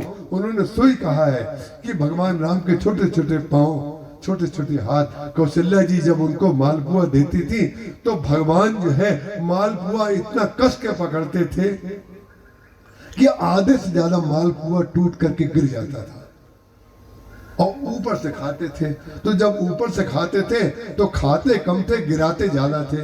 तो गिराने का जो उनका स्वभाव है वो हमारे लिए बड़ा भारी ब्रह्मास्त्र बन गया, हमारे लिए आनंद का विषय बन गया। क्या बन गया कि जितना मालपुआ गिराएंगे हमें खाने को मिलेगा। मन भावते कलेवो कीजिए। तुलसीदास जी महाराज ने कहा कि प्रभु आज आपने भोग नहीं लगाया। भगवान ने कहा तुम्हें हमारे भोग की बड़ी चिंता रहती है, बड़े भक्त हो। कुछ गोस्वामी तुलसीदास जी ने कहा हमें आपकी चिंता नहीं है महाराज। तो तब कहा कि प्रेमियों की भाषा कैसी होती है, सुनिए। तुलसीदास जी कह रहे हैं मन भाव तो कलेऊ कीजिए, जो आपको अच्छा लगे वो खाइए। बोले अच्छा, तुम्हें हमारे भोग की बड़ी चिंता है कि हम मन भावना कुछ खा लें? बोले नहीं, मन भाव तो कलेबू कीजिए और तुलसीदास का जूठन दीजिए। हमें इसलिए याद है कि आप कुछ खाएंगे तभी तो हमें प्रसाद मिलेगा। तो भगवान का भक्त जो भाषा बोलता है उसको केवल भगवान समझ सकते हैं। ज्ञानी भक्त की भाषा समझ ले और भक्त ज्ञानी की भाषा समझ ले। तो कौशल्या जी अपनी खिड़की के पास बैठ करके, कौआ आ गया, कौआ जो कौआ आकर के खिड़की पे बैठ गया तो हमारे यहाँ सगुन शास्त्र में ये कहा जाता है कि कौआ अगर आकर के बैठ जाए तो आपके घर में कुछ मंगल होने वाला है, कोई बहुत अच्छी सूचना आपको मिलने वाली है। तो पक्षी कई बार आकर के बैठ जाते हैं।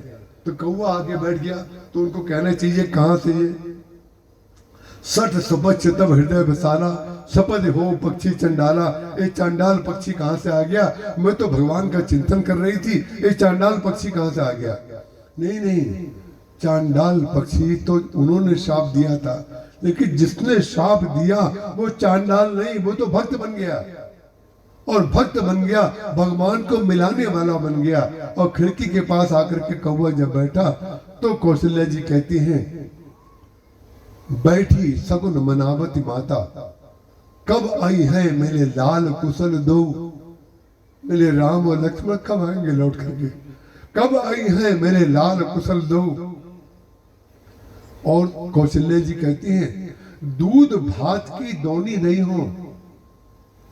कौवे से कहती हैं ध्यान रखना, अगर मेरे लाल लक्ष्मण और राम आ गए तो तुमको दूध भात मिला करके खीर का नाम दूध भात रखा।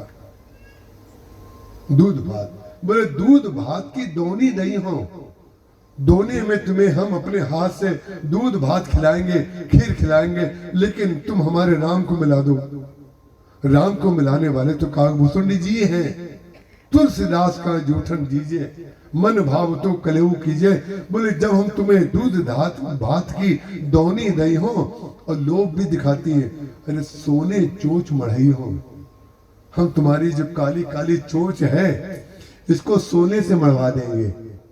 अब जो लोग केवल सांसारिक दृष्टि से सुनने वाले लोग कहेंगे ये तो पागलपन की बातें हैं, कौवे को जो है आप सोने की चोच कैसे मढ़वा देंगे? कौवा निकाल के फेंक देगा, वो निकाल के फेंक देगा, क्या करेगा ये तो आप जाने। लेकिन भगवान के भक्तों की भावना में तो भगवान राम मिल गए। तो जो भावावेश कौशल्या जी का हो गया, वही वाला भावावेश गोपिकाओं का हो गया श्री राम के बिछुड़ने में। ये लोक और वेद का स्वरूप है। तत्व दूसरा होता है और लोक दूसरा होता है, वेद दूसरा होता है, लोक दूसरा होता है। भरत जी महाराज ने जो ही त्रिवेणी में प्रवेश किया, अब अंतिम इस कथा का अंतिम निष्कर्ष बता रहा हूं। तो सुनो भरत, हम झूठ न कहे। भरद्वाज जी महाराज जो त्रिवेणी तट पर रहते हैं, जिनके जीवन में ज्ञान की सरस्वती और भक्ति की गंगा और कर्म की यमुना निरंतर रहती है। माने जिनका ज्ञान भी परिपूर्ण है, जो हमने 3 परीक्षाओं के केंद्र बताए, उन्हीं 3 परीक्षाओं के केंद्र हम आपको बताने जा रहे हैं। बोले जिनका ज्ञान भी परिपूर्ण, जिनकी भक्ति भी परिपूर्ण और जिनका कर्म भी परिपूर्ण, ऐसे भरद्वाज जी महाराज जिस त्रिवेणी के तट पर रहते हैं, वो कहते हैं, सुनो भरत हम झूठ न कहें, उदासीन तापस बन रहे। हम उदासीन हैं, संसार से उदासीन हैं, हमें संसार से कुछ नहीं चाहिए।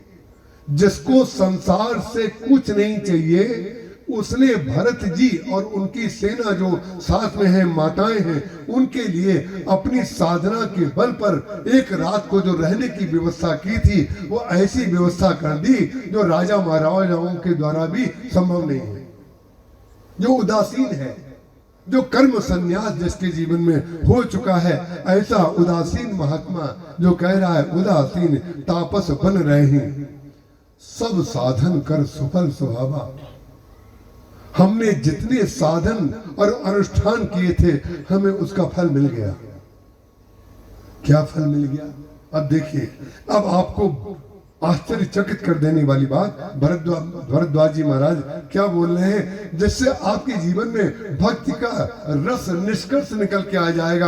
आप धन्य हो जाएंगे सुनकर के, हमें सुनकर के नहीं, भरद्वाज जी को सुनकर के धन्य हो जाएंगे। जो भरत जी महाराज कह रहे हैं, भरत जी से भरद्वाज जी कह रहे हैं, सब साधन कर सुफल सुहावा।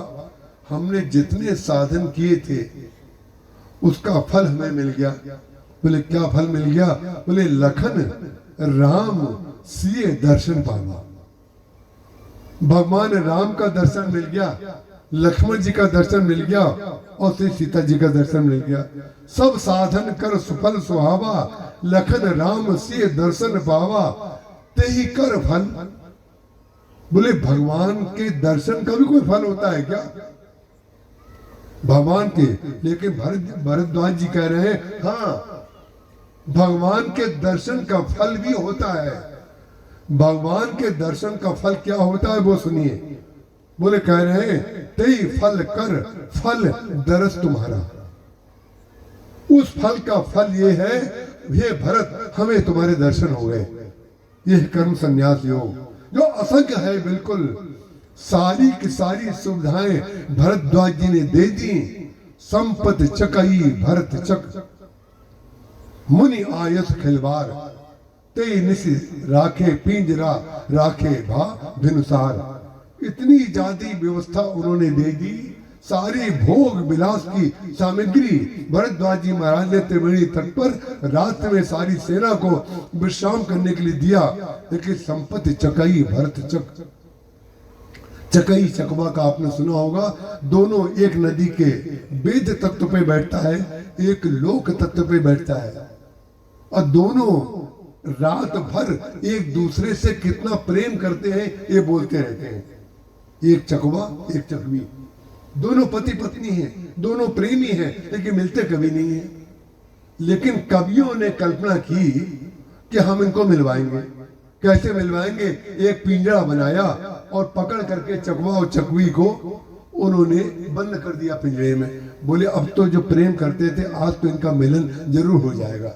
लेकिन जिसने बंद किया था उसने देखा कि रात भर एक दूसरे को पीट करके ये लोग एक दूसरे से प्रेम की चर्चा करते रहे, लेकिन मिले नहीं। उसका कारण क्या है? मिलन की इच्छा में प्रेम है, मिल जाने में तो पूर्ति है। मिलन की इच्छा में प्रेम।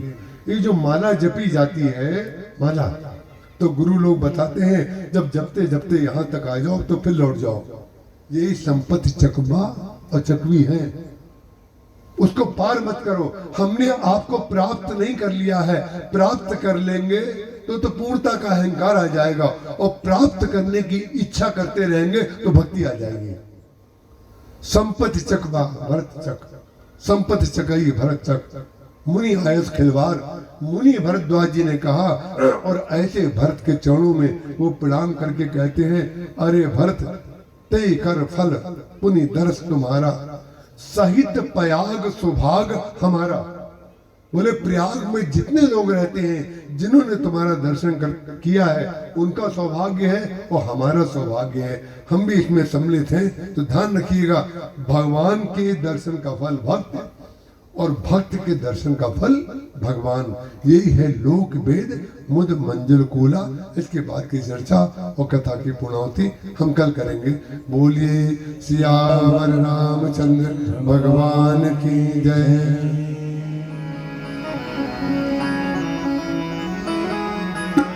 राजा राम जी के सिर पर ताज रहे, सिया रानी का अचल सुहाग रहे।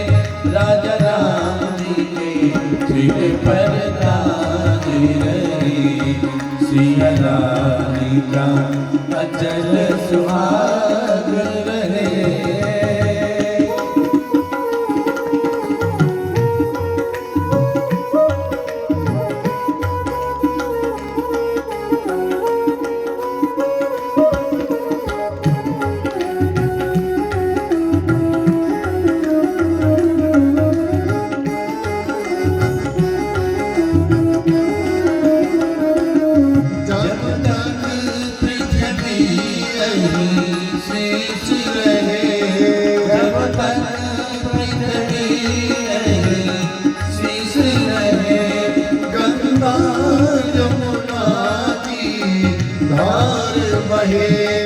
गंगा यमुना की धार बहे, नभ में शशि सूर्य प्रकाश रहे।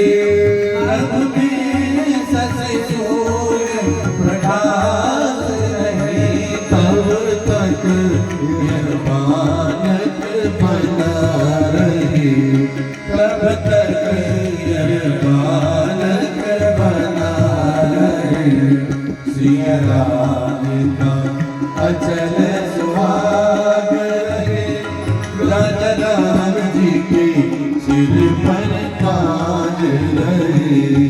सिया रानी का अचल सुहाग रहे।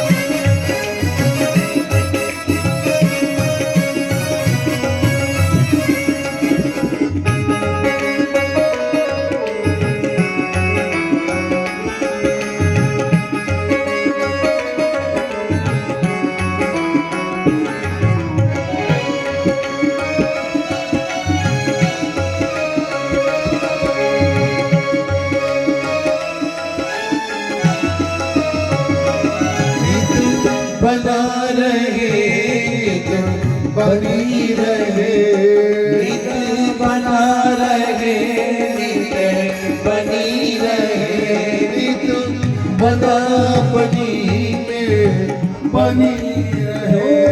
नित बना बनी में बनी रहे। वो सुहाग रहे सिर ताज रहे। सुहाग रहे सिर ताज रहे। नित मानक बना रहे। सिया रानी का अचल सुहाग रहे। राजा राम जी के सिर पर ताज रहे। सिया रानी का अचल सुहाग रहे।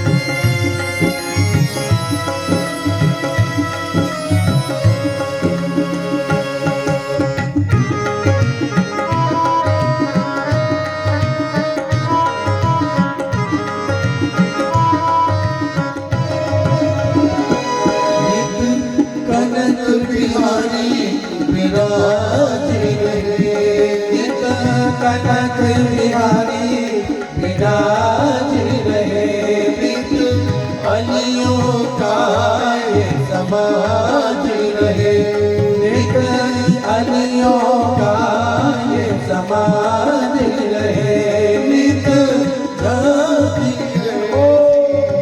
साज रहे नित झांकी ऐसी साज रहे प्रेमी जन का भाग रहे प्रेमी जन का भाग रहे सिया राम का अचल सुहाग रहे राजा राम जी के सिर पर ताज रहे राजा राम जी के सिर पर ताज रहे राजा राम जी के सिर पर ताज रहे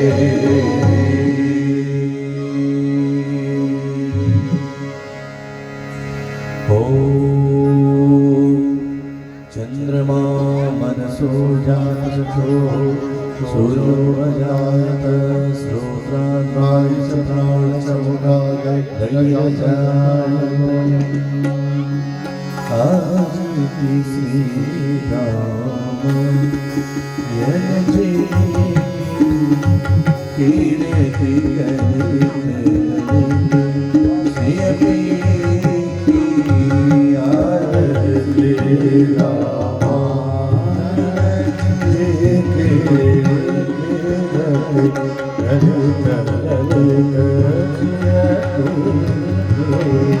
गावत ब्रह्मा मुनि नारायण बाल्मीक ज्ञान विशारद सुख सनकादिक तीर्थ अनुसार पवन सुत की रजनी की आरती रामायण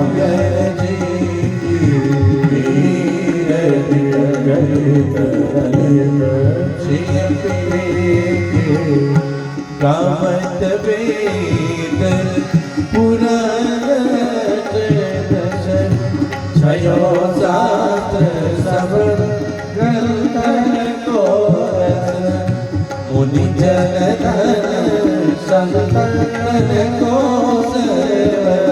सारंस समत सबई की आरती श्री राम यजि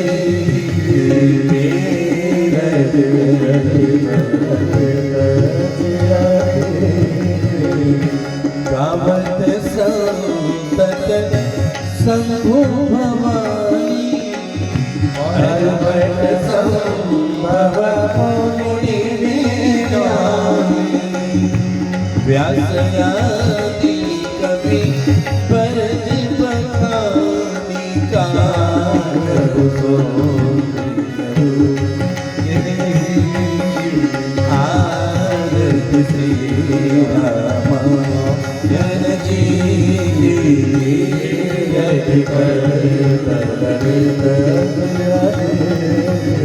कलिमल विषय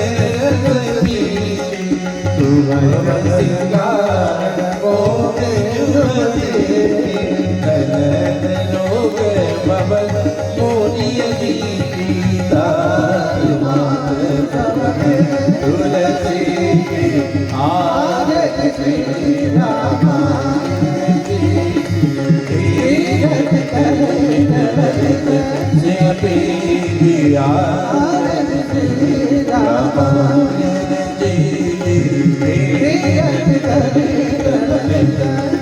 श्री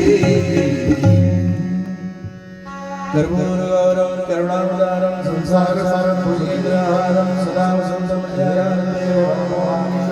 लोकाभिरामणरं वधीरं राजीवनेत्रं रघुवंशनाथं कारुण्यं श्रीरामचन्द्रं शरणं मनोजवं मारुततुल्यवेगं जितेन्द्रियं बुद्धिमतां वरिष्ठं त्वमेव माता सविता त्वमेव बन्धुः सखा त्वमेव भूरि श्याम रामचंद्र भगवान पवन सुत हनुमान